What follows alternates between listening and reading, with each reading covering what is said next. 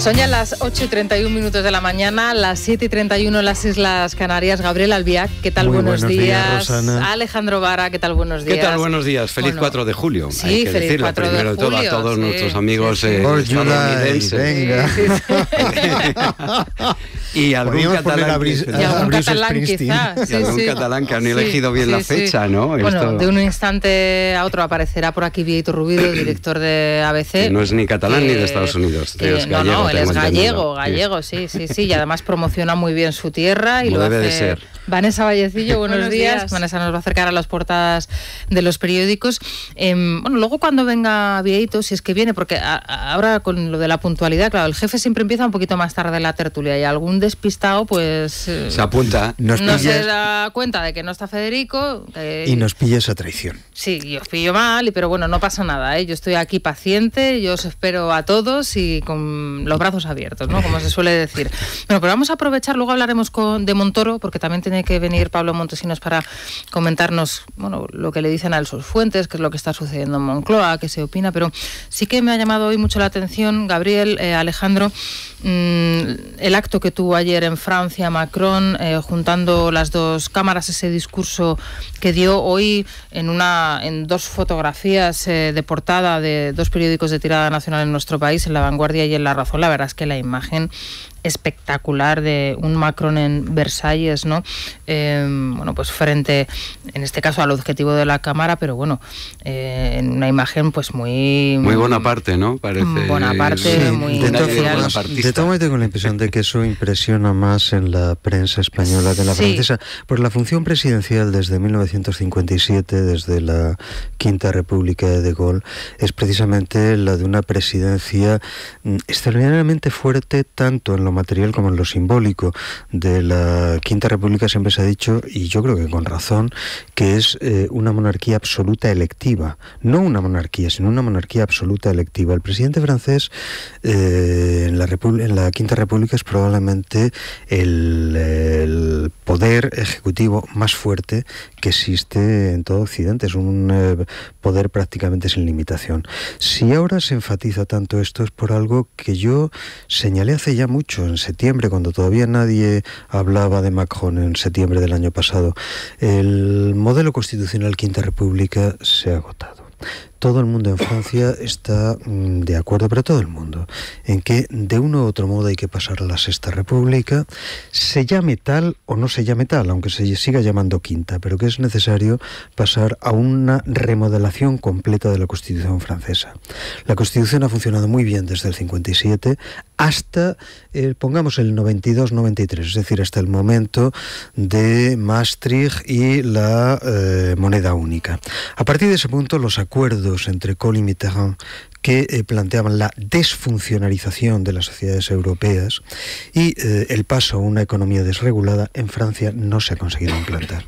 El funcionariado sigue teniendo un peso muerto enorme en Francia, la intervención del Estado en la economía sigue siendo catastrófica para Francia, y las primeras medidas que la prensa daba ayer mismo, la de la reducción de las cámaras en 1/3 de su extensión, no es más que la dimensión simbólica de la verdadera operación de fondo, que es la reducción del Estado, al menos en 1/3. ¿Tú crees que él se va a atrever a hacerlo? No tiene más remedio. Es que ya no hay alternativa. O lo hace o es la catástrofe. Y esa es una operación, por lo demás, en mi opinión, pactada entre Francia y Alemania. El fenómeno Macron no se entiende más que como una operación UE, asentada sobre el eje Francia-Alemania. Si Merkel, como todo el mundo considera lo más probable, arrasa en sus elecciones y Macron y Merkel pueden fijar un eje serio para la UE está en crisis absoluta. Lo único que puede en estos momentos salvar a la UE es precisamente que Francia proceda a esas reformas que están pendientes desde los años 90 y que se pase a fijar sobre el eje Alemania-Francia una Unión Europea finalmente desregulada. Vanessa, ¿qué calificativos te han llamado hoy a ti la atención en la prensa o qué juicios, ¿no? Por ejemplo, Quiñonero, que es una referencia para nosotros, ¿no? El cronista en ABC, sí que se hace eco, un poco de también es cierto lo que dice la oposición en Francia, pero los calificativos realmente, bueno, pues son sorprendentes y van en la línea de lo que comentaba Alejandro antes, ¿no? Por ejemplo, dicen de Macron desde la oposición que es un presidente jupiterino, un hiperpresidente, la parodia de un monarca absoluto, o le llaman también Bonaparte, diciendo vaciedades y lugares comunes. Son además calificativos que coinciden también en la prensa francesa hoy.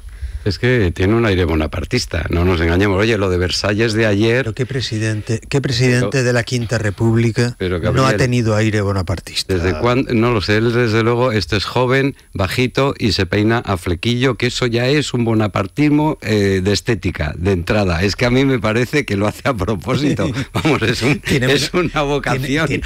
Tiene menos barriguita. Tiene menos barriguita, eso es verdad. Dale tiempo.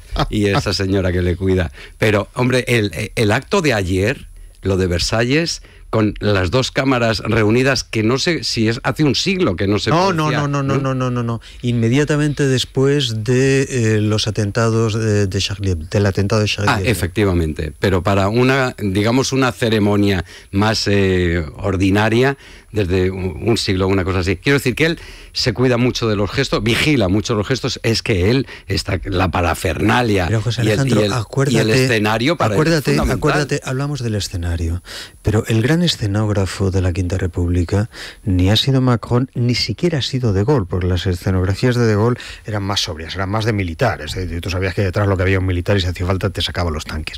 Pero el gran escenógrafo realmente ha sido Mitterrand. ¿Tú te acuerdas del paseo de Mitterrand entre las tumbas del Panteón? ¿No viste tan bien como Macron? No, pero Macron va muy bien. Perdona. Mitterrand tenía el mejor sastre de París. y vamos a ser serios. Así como yo estaba allí cuando la primera exhibición de Macron en la pirámide, no había comparación. El director de escena de Macron era un director de escena relativamente mediocre. Cuando Mitterrand... Pon los dos vídeos en paralelo. Cuando Mitterrand decide hacer la gran escenografía masónica en el Panteón, con la visita de las tumbas, elige a los mejores metteurs en scène, a los mejores fotógrafos, las mejores cámaras, y de guionista, pues a un tío que es un chisgarabí si quieres, pero probablemente el más inteligente de la Francia actual, que es Hachis Debray. Mira, para teatro Mitterrand. En esa crónica de Quiñonero habla de la reforma institucional que quiere hacer Macron, o en la que ya estaría avanzando Macron, pero también habla de dos cuestiones que a mí me han llamado mucho la atención y me han parecido muy interesantes, sobre todo a la hora de trasladarlo al debate nacional. Por un lado, la reforma electoral, una reforma electoral que dé más cobertura o que de alguna manera más presencia parlamentaria a los grupos minoritarios, sí. Y luego habla también de una reunión sobre la que hay cierto misterio sobre los territorios franceses, y dice Quiñonero, no se sabe si lo que pretende Macron es centralizar o descentralizar. No se sabe, pero en todo caso lo que sí se sabe, y en el último año y en los últimos 6 meses ha saltado a la vista de todo el mundo, es que los territorios no se pueden mantener en la situación actual. Los territorios en estos momentos son las zonas económicamente más deprimidas de Francia. El malestar en esas zonas es altísimo. No hay ni un solo político que se plantee el mantener eso.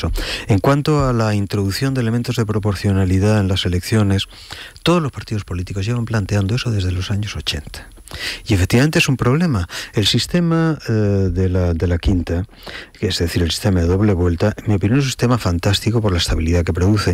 No nace de la nada, Cuando De Gaulle llega al poder, en lo que de algún modo se puede considerar un golpe de Estado, en el 57, Francia lleva toda una serie de años, los años de la Cuarta, en los que se sale a 1,5 gobiernos por año. Es decir, una cosa estrictamente imposible.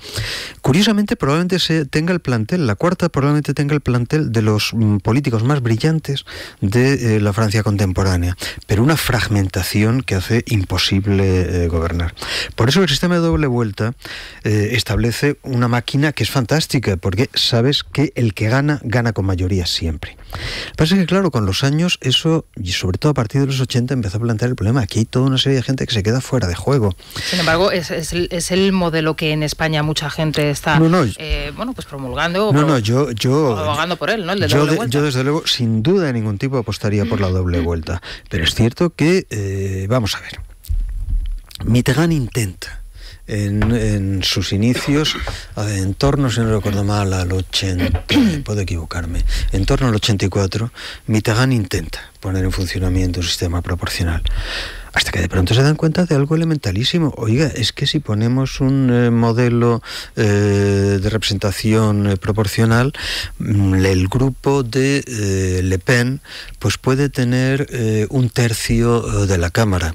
Y con un tercio de la Cámara de populismo, en aquel momento cuasi fascista, porque no era la hija, era el padre, las cosas plantean problemas. La situación ahora vuelve a ser la misma. La situación es, sin la proporcional, hay un montón de gente que se queda sin representación, el caso de Le Pen es manifiesto, pero con la proporcional corremos el riesgo de favorecer los sectores más indeseables de la política francesa.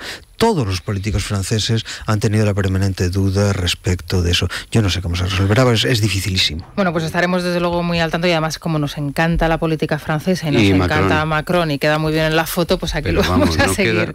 No hay nadie ahora mismo, una vez que ya se jubiló Obama, estéticamente hablamos, ¿eh? Luego ya lo de la cuestión del gobierno ya veremos a ver qué tal lo hace, porque transformar Francia en un año, como más o menos él se plantea, no es un trabajo fácil. No y retóricamente me recuerda muchísimo una novela muy disparatada pero graciosa que se publicó el año pasado en Francia, que se llama La séptima función del lenguaje. El autor me parece que se llama Binet. Es una cosa demencial completamente sobre está montada en torno a la muerte de Roland Barthes, que se convierte en un asesinato y tal. Pero la idea es que alguien ha descubierto la séptima función del lenguaje, que es la función retórica mágica, de tal modo que quien controla esa fórmula de la séptima función del lenguaje puede imponer su punto de vista retórico por encima de todo. Pero bueno, mucho Macron parece que tenga la séptima función del lenguaje. Bueno, hoy en nuestro país de lo que se habla es del acto de nuevo propagandístico, coincidiendo con el 4 de julio, como decías antes, Alejandro, de Puigdemont y de Junqueras, que van a presentar esa ley del referéndum.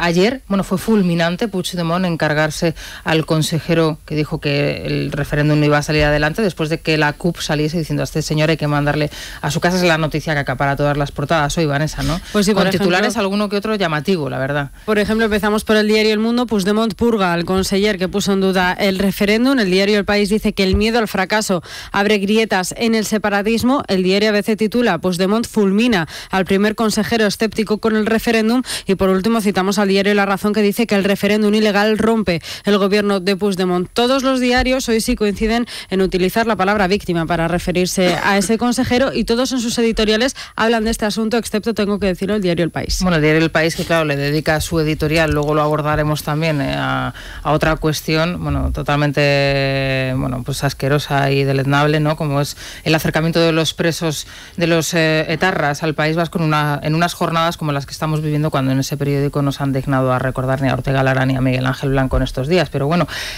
¿lo de ayer es una muestra de la autoridad de Puigdemont o es una muestra de su debilidad? De que manda la CUP.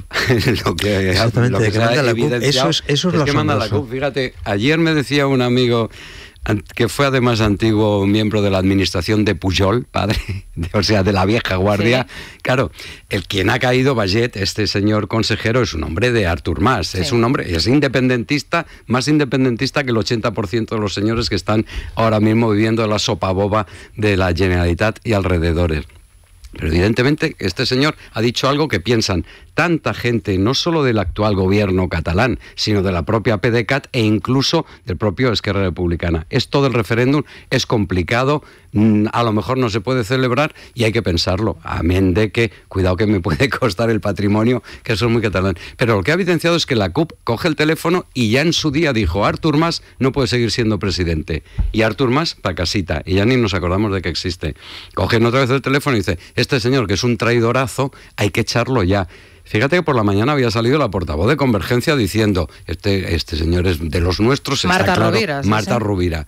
Y sin embargo se lo han tenido que envainar en 3 horas fulminado, porque Puigdemont, hoy no sé quién hablaba de que Puigdemont es el candidato de la CUP, y al final parece que es más de la CUP, porque él tampoco es del PDeCAT, él era un señor que era alcalde de Gerona, que de vez en cuando hablaba con los de Convergencia en Barcelona, y directamente tenía una relación pues muy lejana con lo que era el núcleo duro de la Convergencia de Jordi Pujol, y aquí se nota fractura en el gobierno, pero sobre todo fractura en quien está detrás de la movilización esta que se pretende del referéndum, ¿no? De todas formas, lo llamativo es que daba la impresión, y digo daba la impresión porque no fue abiertamente claro, pero daba la impresión de que este buen hombre lo único que estaba planteando era, en vez del referéndum, las elecciones constituyentes, lo cual efectivamente son las dos vías que se han planteado siempre para la independencia en Cataluña. Si no podemos hacer un referéndum, hacemos unas elecciones constituyentes e inmediatamente es el Parlamento catalán el que declara la independencia en tanto que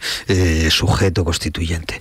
Bueno, eso no parece que nunca hubiera planteado grandes problemas, pues como no entiendo por qué la CUP hace una cuestión innegociable de lo del referéndum, pudiendo declarar la independencia directamente desde el Parlamento, que es más cómodo, claro, y más fácil. Es un aviso, teniendo en cuenta que ahora mismo hay, según se aproxima la fecha del 1 de octubre, empieza a cundir cierto, por lo menos, preocupación, inquietud. Ya hemos visto que los funcionarios han dicho, y no se ha sumado ningún funcionario a lo de la mesa de contratación de las urnas, estamos todavía sin urnas, hay un movimiento de escepticismo de qué va a pasar, cómo se va a hacer esto, no han anunciado, es que ni siquiera la ley de transitoriedad, esta que van publicando por capítulos el diario El País, ni siquiera la van a promulgar hasta no se sabe cuándo, no hay ni un papel escrito, ni un documento con firma, ni una orden, ni la convocatoria del referéndum seguramente se va a firmar hasta septiembre, ahí no va a firmar nadie. Entonces ahí crece una sensación de que, oye, ¿y si esto no sale? Y la alternativa serán las elecciones y nos volverán a engañar. Y la CUP, sin embargo, ha dicho, esto sale para adelante, aquí no se da marcha atrás, el proyecto es el que es, y el señor Puigdemont tiene que hacer lo que se comprometió. Y esa ha sido la decisión de ayer, pero fíjate... Pero yo no entiendo, de verdad, José Alejandro... de narices, iba a decir otra palabra, en la familia independentista, porque se han cargado a un señor... Yo no entiendo, José Alejandro, ¿por qué el problema de que eso se haga por vía de Parlamento Constituyente, que no les plantea técnicamente ningún problema? Porque tú puedes, efectivamente, desde el gobierno central, tú puedes prohibir el referéndum, puedes impedir materialmente el referéndum, pero lo que es prácticamente imposible es impedir unas elecciones que a continuación pasen a mutar el Parlamento local en Parlamento Constituyente. Y a partir de ahí, efectivamente, le pones las cosas infinitamente más difíciles al gobierno. Bueno, ya está con nosotros Víctor Rubido, director de ABC. ¿Qué Hola, tal? Buenos días. Buenos días. Bueno, ayer... Luego vamos a dedicarle un espacio grande de este programa a Cristóbal Montoro. Porque hemos preparado unos cuantos montajes de sonido que creo que te van a resultar interesantes. Bueno, sí. Me alegro.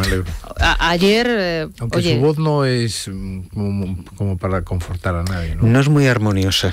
Pero hay que estudiar su voz porque ayer hubo una modulación en el tono. Es que ayer él pensaba, notable. Yo creo que Montoro pensaba ayer que iba a ocupar las portadas de hoy con el anuncio de la rebaja fiscal para 2018 que tenía ahí escondido, pero se encontró con una rueda de prensa que quizá no esperaba, ¿no? Con algún periodista que le hizo alguna pregunta casi todos incómoda. Le preguntaban por... Luego vamos a recuperarlo. Comentando lo que decías anteriormente y que pasabas así un poco por alto, bueno, es que esto es un aviso a navegantes. A la cuestión simplemente de quién es quién y de la pela y el fin de mes, ¿no? Eso Pepe García Domínguez, que es catalán, que vive en Cataluña, lo dice siempre. Oye, que luego al final todos tienen que llegar a fin de mes, todos tienen su puesto, todos tienen su nómina y hay que resguardar esto y hay que sobrellevarlo porque a lo mejor en Cataluña, si sales de aquí, ya no encuentras hueco en ningún lado. Bueno, Vara, el presidente de Extremadura, ayer hacía unas declaraciones que a mí me han llamado la atención, me han resultado al menos sorprendentes en una persona como el presidente extremeño, porque con Susana Díaz yo no le había escuchado decir eso y sin embargo ahora parece que de alguna manera a mí me suena diferente y quizá también es por nuevo puesto que ocupa dentro de la administración. Quizás también es por la nómina que decías, ¿no? Vamos a escuchar a Vara, y no sé si tenéis vosotros la misma sensación o si ya la habéis escuchado decir esto. Hay una parte del pueblo catalán al que hay que salirle al encuentro, porque pueden tener sus razones, y salirse al encuentro significa poder dialogar y hablar en términos incluidos dentro de la Constitución. Pero con portazos no, se arregla el problema. ¿Vara tiene algún oficio fuera del de la política? Sí, es médico. Es médico. Pues hijo, no debería preocuparse así. No, pero yo creo que es muy, en fin, es lamentable y para mí es muy decepcionante, porque este juego, que es de una simpleza absoluta, lo que acaba de decir Vara es de una simpleza y de un desconocimiento de... Vara extremeño. Sí, de Fernández. Primo. No, Alejandro Vara no. Fernández Vara, perdón. De verdad, me decepciona mucho. Yo tengo muy buena opinión de él, pero me decepciona profundamente. Es decir, vamos a ver, lo que hay que respetar es la ley y la Constitución y dejarse de estos eufemismos. Hay que salir al encuentro, portazos. ¿Pero qué portazos? Si este gobierno no le da ningún portazo. No le da ningún portazo. Está demostrado que solo puedes enfrentar el problema catalán desde la firmeza de la ley y además mostrándole tú a un niño cuando está enrabietado, ¿cómo lo enderezas? Demostrándole que es imposible lo que él quiere, imposibilitándoselo, desde el niño pequeño que está jugando con el chupete en la boca hasta el adolescente que quiere ir a la discoteca. Solo desde la firmeza del padre que dice, esto no se puede hacer, y no se puede hacer y no lo vas a hacer. Y eso no lo está haciendo el gobierno de España.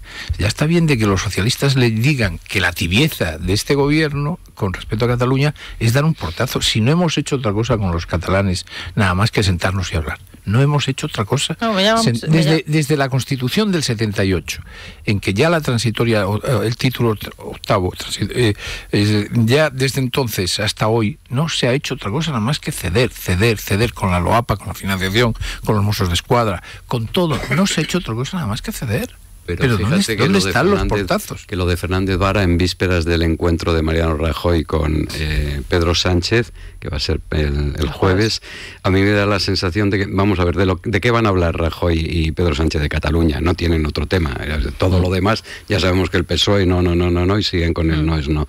Y así como la firmeza que demostró Pedro Sánchez cuando Mariano Rajoy le llamó por teléfono para felicitarle después de ser elegido secretario general, o viceversa, me da la sensación de que todo eso ha cambiado, que lo que se decía en el PSOE, o sea, que con relación a Cataluña empieza a entrarse en una ambigüedad. Fernández Vara, que evidentemente era en esto, no tenías ninguna duda de cuál era su planteamiento, aunque sea del Barça, su planteamiento con relación a Cataluña, ninguna duda. Lo de ayer evidencia esa modulación del PSOE y sobre todo que no tienes ni idea por dónde te van a salir en este asunto, que es un poco lo que creen en Moncloa. ¿Por dónde va a salir Pedro Sánchez? Pero me vas a disculpar, lo más decepcionante de Vara es que al final todo se reduce a un cargo. Bueno, es que al final todo se reduce humana, a eso, y es a lo que iba con el asunto catalán y ese toque de atención. Al final todo se reduce a tu posición política. Pero por eso yo creo que por eso en el tema catalán a veces lo que ha hecho ayer fulminando Puigdemont a su consejero demuestra que en realidad ahí lo que hay es un embrión de totalitarismo. Ahí no hay un proceso democrático ni nada de nada. O sea, no puede ser más antidemocrático. Todo lo que sabemos del proceso catalán es profundamente antidemocrático. Ellos invocan permanentemente la democracia para en realidad perpetrar un delito. Ellos se envuelven supuestamente de moderación para ser profundamente inmoderados. Pero yo voy más lejos. Yo es que creo que la gran reflexión que hay que hacer con Cataluña es que Cataluña se ha renunciado, se ha empobrecido. Cataluña siempre fue grande cuando aspiró a estar en España y a jugar papel en España, y ahora se ha ensimismado y se ha quedado allí.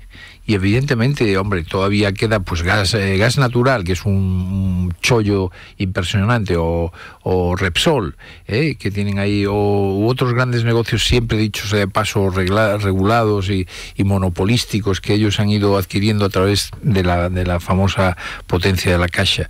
Pero los catalanes están renunciando a España. Y esa es la mayor demostración de su declive y de su decadencia. Es decir, es una sociedad que se ha ensimismado, que se ha quedado en una especie de burbuja allí en Cataluña diciendo que nosotros somos unos demócratas y entonces acaba saliendo la tontería del Lupiáñez diciendo que ellos son Dinamarca y el resto es el Magreb. Pero eso es como una demostración de verdad del verdadero problema de Cataluña. Cataluña se está empobreciendo en todos los órdenes. Y su